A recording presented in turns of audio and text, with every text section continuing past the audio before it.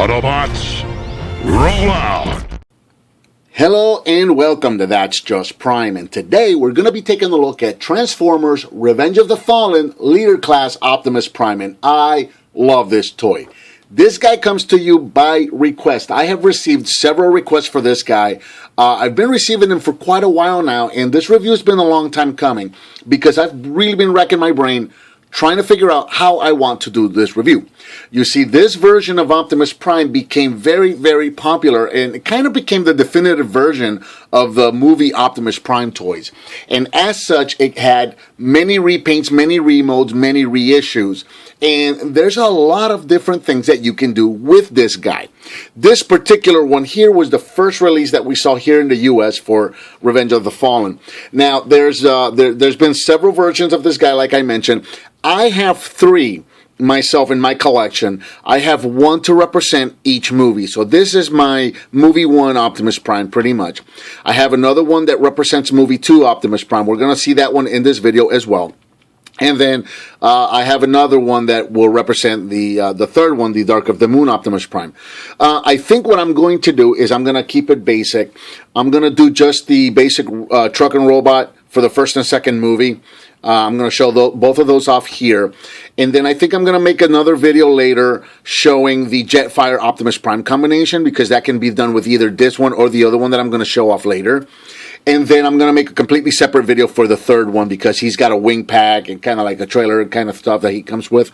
And just that wing pack alone is so involved that I think I just want to make a whole nother video for him alone. So we're going to concentrate on Revenge of the Fallen and its later version, which was Hunt for the Decepticons. So this guy here came out in May of 2009, and he retailed for approximately $40 to $45, depending on where you got him.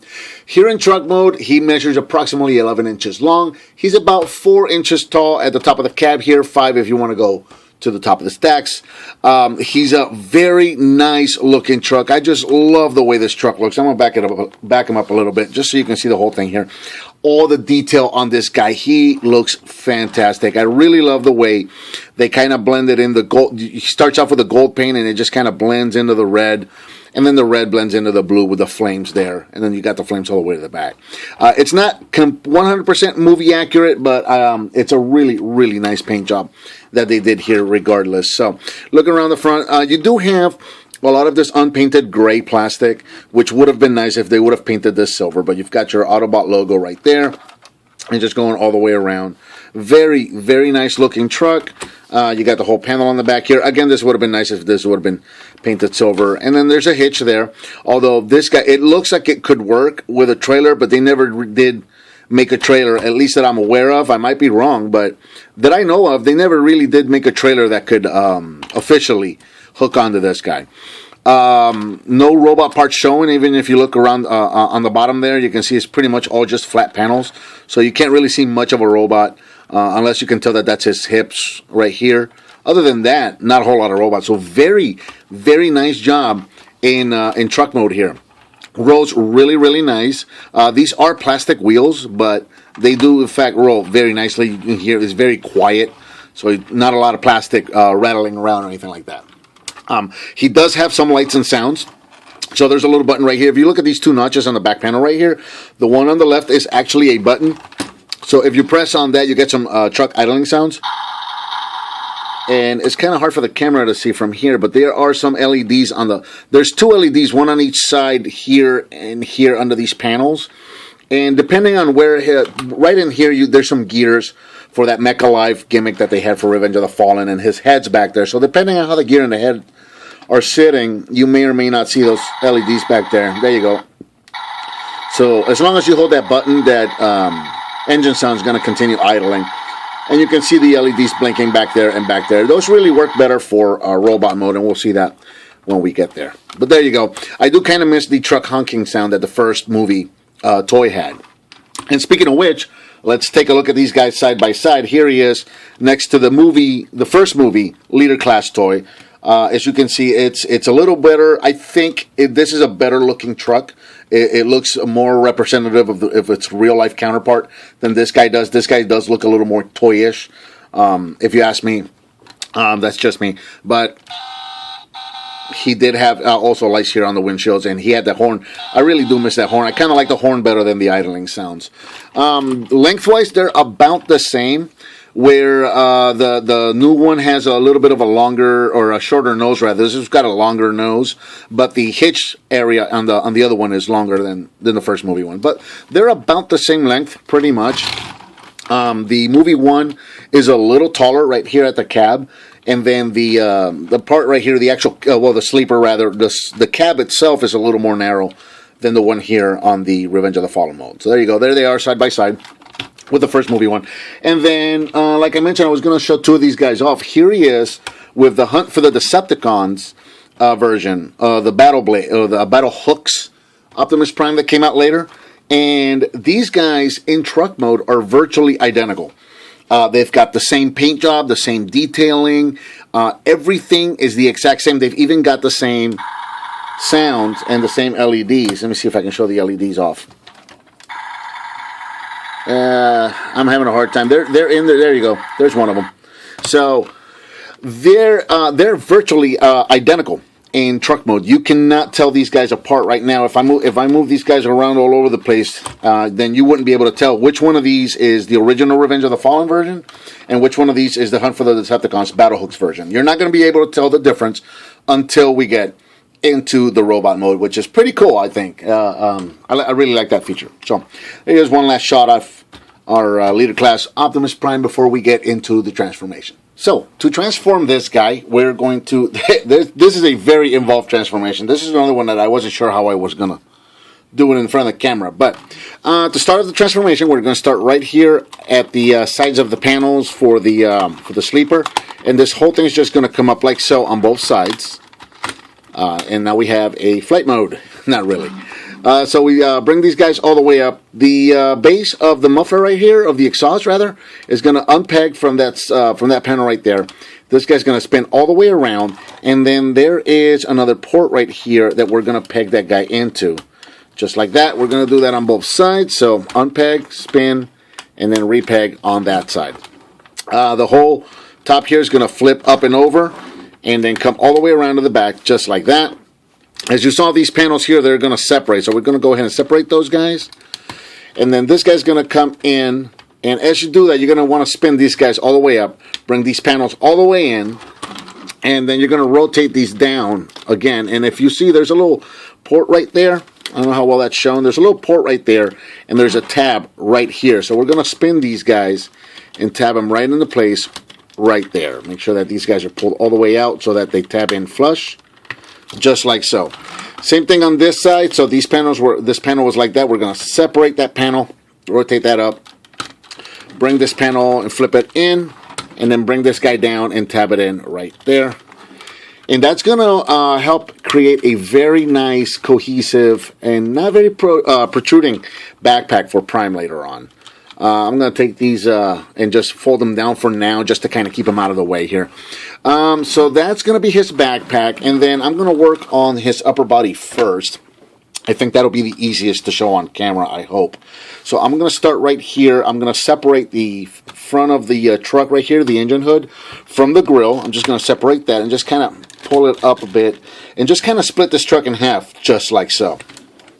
And the best description that I can think of for what's about to happen is this whole front cab of the truck here is about to explode. Everything is just going to burst outwards.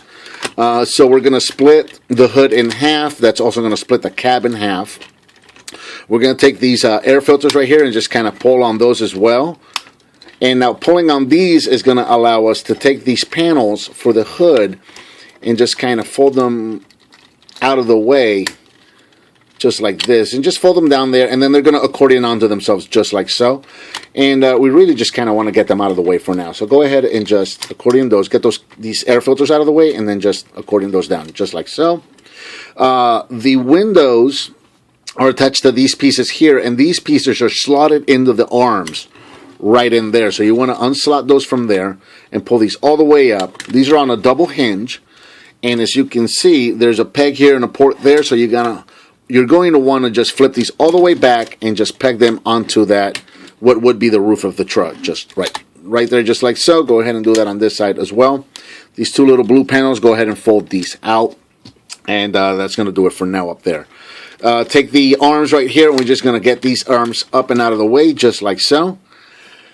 Let's see, where do we want to go next? Prime's head right here is on a double hinge, so we're going to want to, there's a hinge here and a hinge here. So we're going to want to bring this red piece up, and then as we do that, fold him down at the base of the neck right there, and he's going to kind of clip into place. It's a very soft clip, but there he is. That should, I believe that should have him in place right there. We're going to bring the chest back down again, and there's these little tabs right here that kind of stick off to the side. You see these slots on his chest right there. These guys are just going to peg in right there. So that guy's just going to peg into that slot there. I hope that's showing off well on camera. Just like that.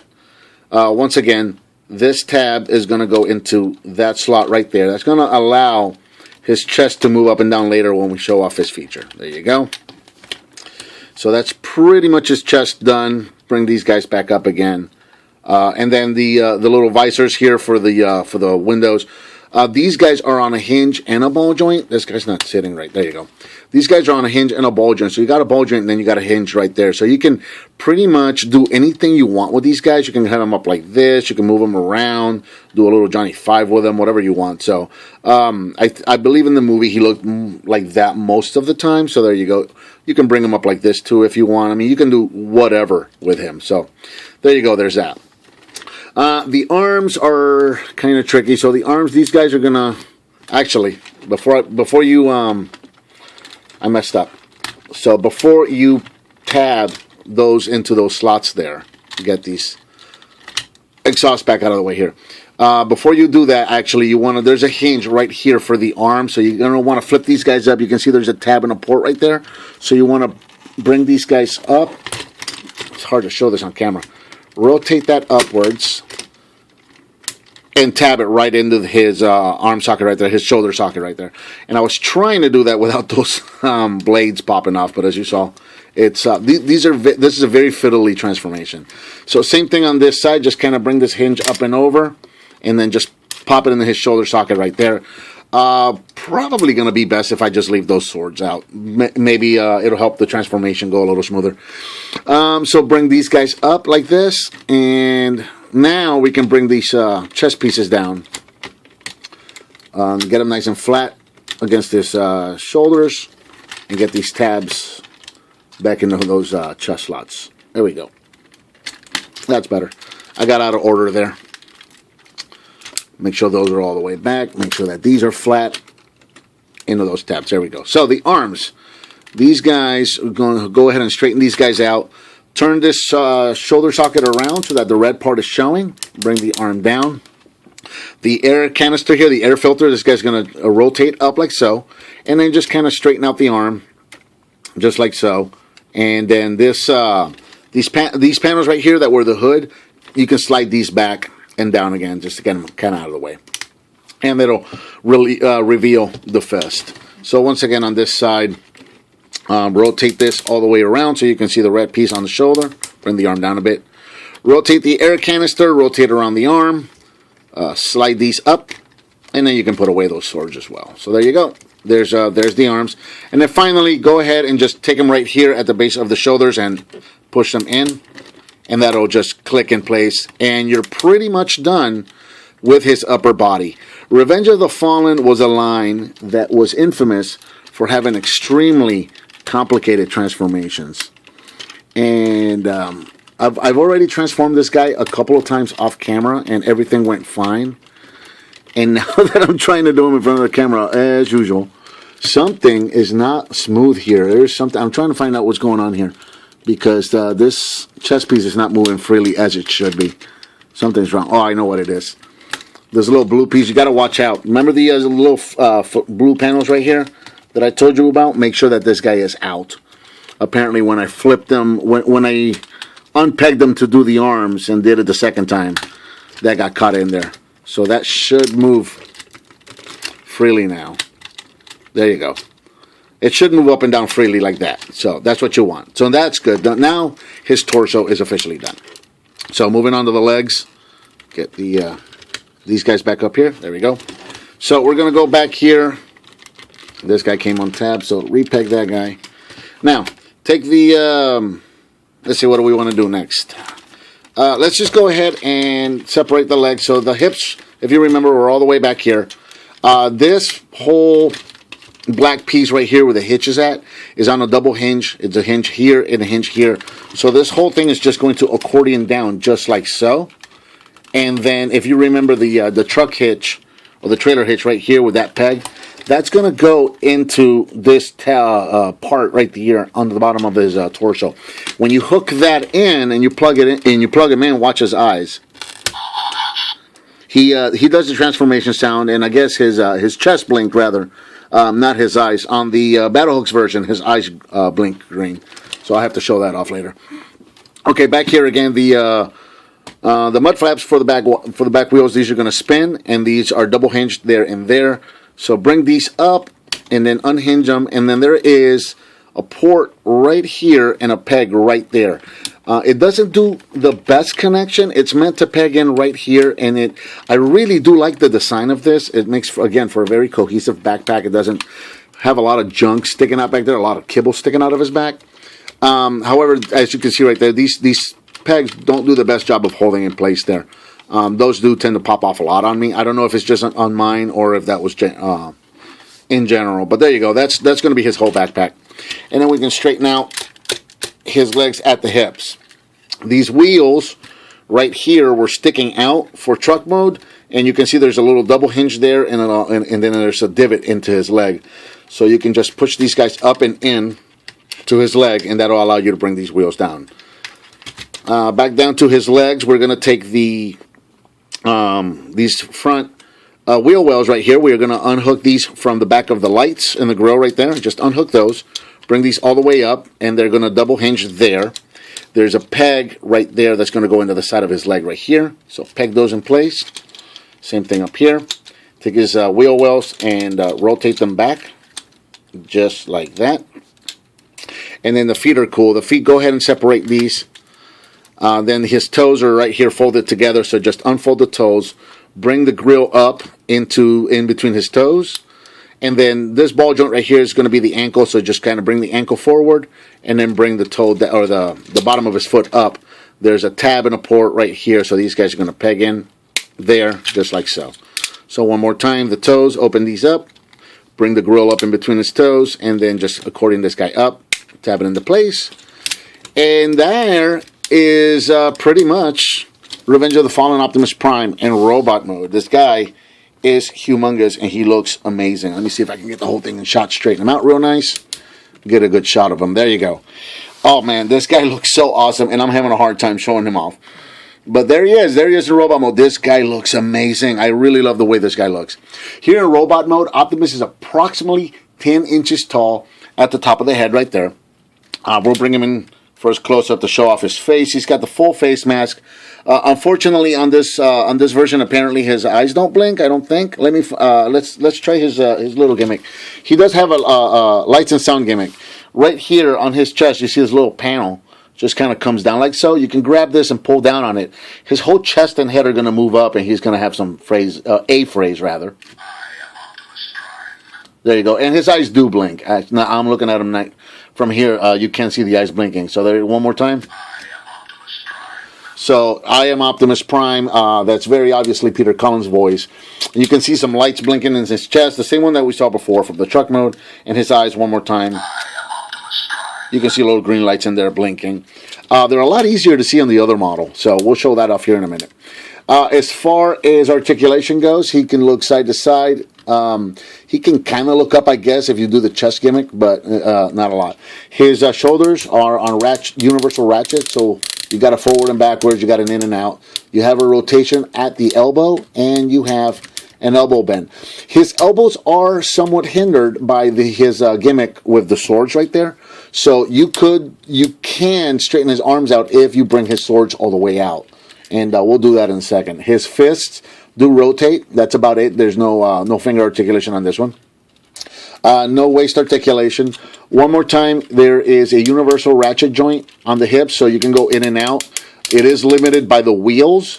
You can go forwards and backwards. You have a rotation at the thigh right here. You have a little bit of a rotation there. It is very limited. You have a nice bend at the knee. And then you have, as you saw earlier, you have a ball jointed ankle. So you can pose them really nice. These are the knee plates right here. You need to bring those out a little bit too. So he does have a relatively good range of articulation. You can do some nice poses with this guy, and he is a very, very nice looking Prime. Now, as you can see, these panels do kind of get in the way. The one complaint that I would have with this figure would be these panels on the arms. They do kind of tend to get in the way when you're trying to pose him and you're trying to do anything with him. They do kind of get in the way. To show off his gimmick, let's see, I guess I'll just stick this arm straight out so that it doesn't get hindered. And you can see that there is a button right here on the side of his forearm, on the inside. You pull back on that, and it's going to release. It got stuck. Of course it got stuck on me because I'm trying to do it in front of the camera. Oh, dear. The foibles of trying to review a toy in front of a camera. So let's try that over here. Since this guy was popping out. So you hit this button, you pull back on this button, and that sword is going to pop out just like that. And let's see if we can't figure out why this guy is getting stuck over here. I honestly can't tell you why it was stuck, because that came out just perfectly fine just now when I did it over here. So, one more time. Let's see, does it work better with the arm straight or the arm bent? I guess it works better with the arm bent, because what's happening here is the blade is getting caught on this bicep panel right here. And as you can see right there, I'm pulling back on the button and it's not coming out. So anyway, so right there, I guess that's the best angle. One more time, pull back on that button, and the arm's gonna, or the blade rather, is gonna pop out. Now that the blades are out, you actually have a little more range of movement with the arms, so you can do better poses with them this way. Personally, I like to pose them with his blades in, so I have a little bit of a harder time anytime I'm trying to give him a nice pose.